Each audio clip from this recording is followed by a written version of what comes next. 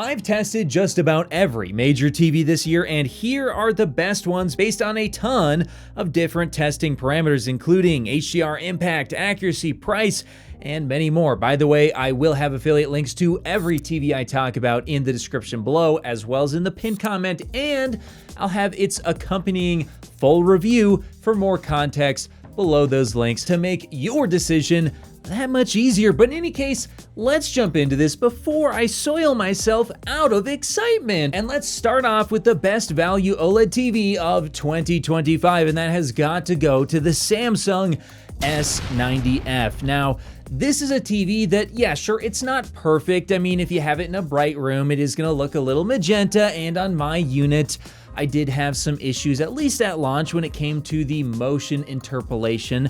Wasn't that great, but other than that, this is just about as close to perfect as you can get with a TV, and it comes in at just such a great price. I mean, we're talking about a 4K glossy QD OLED, which means excellent colors, perfect infinite contrast, as well as pretty much perfect viewing angles, and giving you imagery that's just so close to something like a far more expensive S95F or LG G5, yet doing it at a far lower price, making it far more accessible for more people out there to get flagship levels of OLED TV performance at that really excellent, actually reduced by $1,100 right now price over on places like Best Buy as well as Amazon. And I really love this one because aside from it giving you just excellent picture overall, you're also getting 4 HDMI 2.1 ports, great SDR and HDR accuracy, great HDR impact, incredible colors, and no real major issues aside from kind of poor motion interpolation. So that's why the Samsung S90F, at least in my opinion,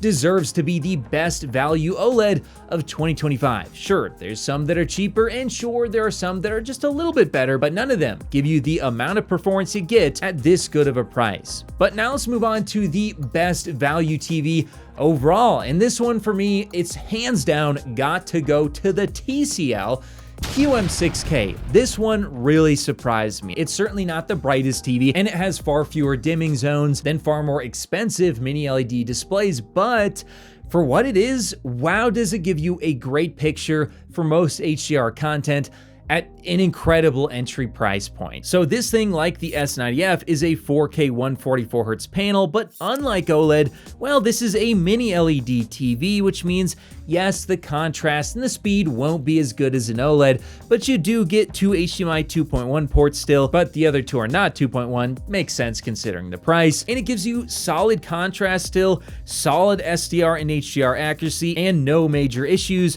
for well under $1,000. I can't think of a single other TV that can give you this level of picture quality, which can just about display every HDR movie out there for just such a low price point. That's just absolutely unbeatable, and I cannot recommend the QM6K enough for those of you out there not wanting to spend a ton on your TV. But now let's talk about those who are willing to spend a lot on their TV, like me, as yes, I did buy this one, the Sony Bravia 8 Mark II. This one I'm giving the best OLED TV of 2025. Now, this is going to be a bit of a controversial pick because people feel strongly one way or the other about this TV, yet it does seem to be winning a lot of awards, and I think it's for good reason. Now, the reason why this is controversial is because, well, it's not perfect. It only has 2 HDMI 2.1 ports. It's only available in 55 to 65 inches. So if you want 77 inch, it ain't happening, which sucks because I wish I could get it in 77. I'd buy it again. It's that good in my opinion. But you also can't fully disable HDR tone mapping. It's only 120 Hertz. So for PC gaming,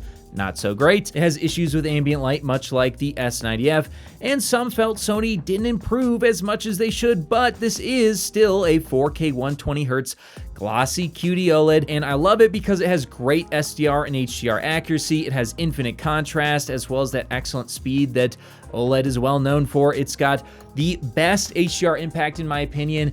I just truly feel like HDR imagery looks its best on the Sony Bravia 8 Mark II. When it comes to color and brightness and everything, when I put it on this TV and I compare it to other TVs, it's just that little bit of extra that you want out of your TV without massively blowing things out or giving you insane colors. It just looks great. And so Sony, I really got to give you kudos for that. This is the best looking HDR TV on the market, at least in my opinion. Now, this also does have incredible color, of course, excellent processing. I mean, really, it's hard to beat Sony when it comes to processing or upscaling older content. And honestly, the best sound I've ever heard on any TV, period. And it's got no major issues, and currently it's apparently $1,200 off. However, this thing originally came in at around $4,000, which I think is why a lot of people were pretty upset with it at first. So technically, I guess it's $1,700 off from where it first launched, as it is around $2,300 now, making it far, far more accessible to a lot more buyers out there, although still expensive for a 65-inch OLED. But all in all, I do think this gives you the best picture and the best sound out of any TV, at least that I've tested, in 2025. But now let's talk about another TV that has it beat in a few other areas, and this is the LG G5, and I'm giving this one the best gaming TV of 2025, as well as the best bright room TV of 2025, which actually might make it the best TV for you, as it's just a far more flexible TV. Now, this is also going to be a controversial pick, because the LG G5, well, it launched with some issues, and while it has gotten much better after firmware updates, it still has some problems. So, I mean, it does have visible, noticeable dithering, so that can be kind of annoying in very dark scenes. And it also has some other shadow detail issues, and the viewing angles aren't going to be as good as QD OLED, as the S90F and the Bravia 2 basically look perfect off angle, and that's something that WOLED still can't do. But this is a 4K 165Hz OLED, so it's excellent not only for watching movies or console gaming, but also PC gaming. 165Hz is certainly very good, and it uses a glossy 4-layer WOLED with 4 HDMI 2.1 ports, gives you infinite contrast, as well as excellent speed, solid SDR and HDR accuracy, incredible HDR impact, and much better color than the last year LG G4. And here's the really big one for me: it has excellent ambient light handling. In fact, that's why I'm saying it's the best bright room TV, because not only does it get really, really bright and have really great contrast, something that's tough to have both of those, but it also does it not only in a dark room like QD OLED, but it does it in a bright room. It doesn't wash out, it doesn't have a ton of problems, it doesn't turn purple. It just looks great in every single viewing environment, making this, in my opinion, the most flexible OLED, and probably for a lot of people, the best for you, because sure, the Bravia 8 Mark II,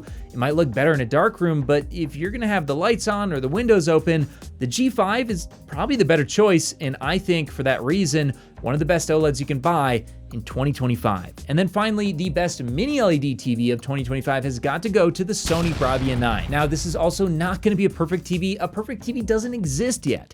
It does have some issues with off-angle viewing, although I will say that in terms of off-angle viewing, it's probably one of the best mini LEDs ever reviewed. It's also still only 120 Hz, and it won't have the same speed or contrast as an OLED, but it does get brighter full screen. And unfortunately, though, I do have to mention it does still only have 2 HDMI 2.1 ports, and the other 2 are not 2.1. Now, it is going to give you very solid contrast. In fact, when it comes to mini LED, I think this still sets the benchmark when it comes to contrast and overall picture quality, including accuracy, as it does have great SDR and HDR accuracy, great HDR impact, excellent processing, much like the Bravia 8 2.